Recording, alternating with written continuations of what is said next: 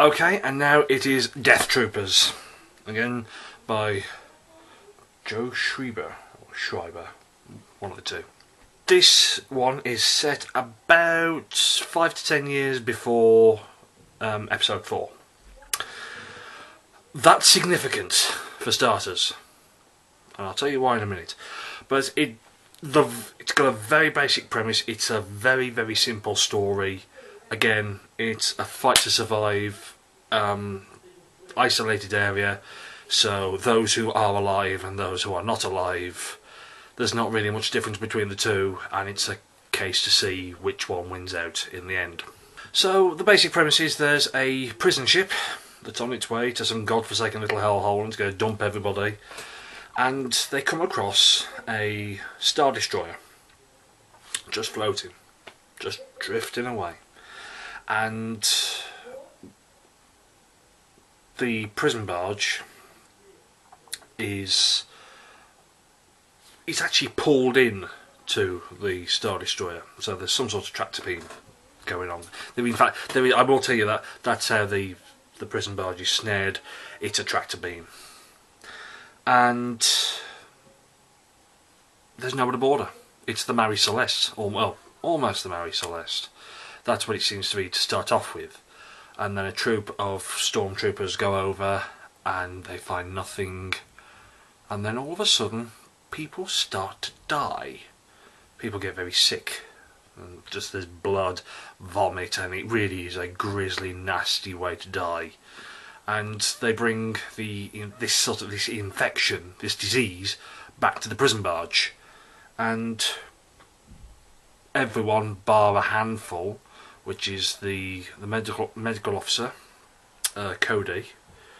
Obviously there's a droid called 21B. There's Sartorsis, who I think he's the commander. He's the one in charge of the ship. There's two brothers, one called Trig, and I can't remember what the other one is. But like I said, there's two brothers who are convicts. They survive. For some reason, these are people who are immune to the disease, and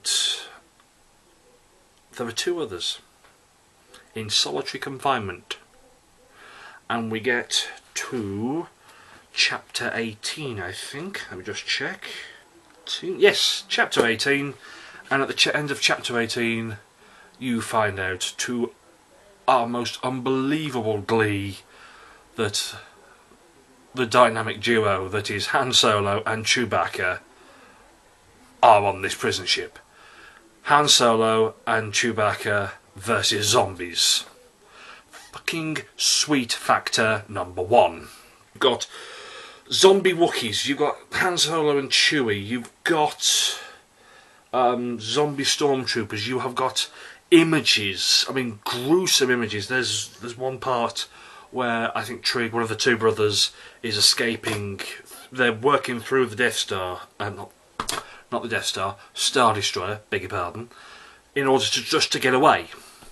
And he's got to go through the ventilation system, obviously, and he comes to this room, and it's just a mountain of dead bodies, which aren't all that dead. And it's just a very simple fight to survive, fight to actually keep going. They've got to turn the tractor beam off. They get one, because there's a whole line of ships. This Star Destroyer is a bit like a Venus flytrap, and it's been bringing people in and in and in for who knows how long. And it's just really, it's the most fantastically fast read ever. Like I say, I read this with the audiobook, but this is one of those cases where I wouldn't have had to, because it gets on with it. It's pacey. It goes on and on, bang, bang, bang, bang, bang, and it never relents. And then everyone, not everybody makes it. There are a few who don't get away. Han Solo and Chewbacca obviously get away. What I really like about this book, and there's not much bad I can say, it's gory. Both books, Red Harvest and Death Troopers, very gory. Very, very gory. Don't read this if you're easily squeamish, because it's not for the faint-hearted at all, whatsoever. But What I do like about this is that it's actually the end, which doesn't result in the Star Destroyer being destroyed. There is not a big, massive explosion. There's lots of explosions. There's explosions inside the ship, and there's fire, and there's blood, and there's all sorts going on. But the ship itself is relatively intact. But what that sort of lends itself to another one. It's left itself very open to a third one, because on the Star Destroyer, our characters, they find these vats, huge vats of the liquid, the virus itself, that we saw, or will see, in Red Harvest. So, to my mind, these things are still there. They are still on the Star Destroyer, and apparently this thing was sent out with orders from Vader and the Emperor himself. So if the Star Destroyer is still out there, with this virus still on the ship, you know, what have Vader and the Emperor got in store for us next time? Will there be a third book? I'd hope there's a third book. I'd like this to be a nice trilogy, because it's always good to have a scary story. Scary Star Wars works. Horror Star Wars works. I never thought it would do, but horror seems to lend itself to any sort of science fiction, really. Because you have bad people, you have good people, there's a fight to the death. And it really was a tremendously fast read. There are a couple of things that I withdraw that. There are a couple of things that let it down slightly. The anticlimax of there not being a huge explosion,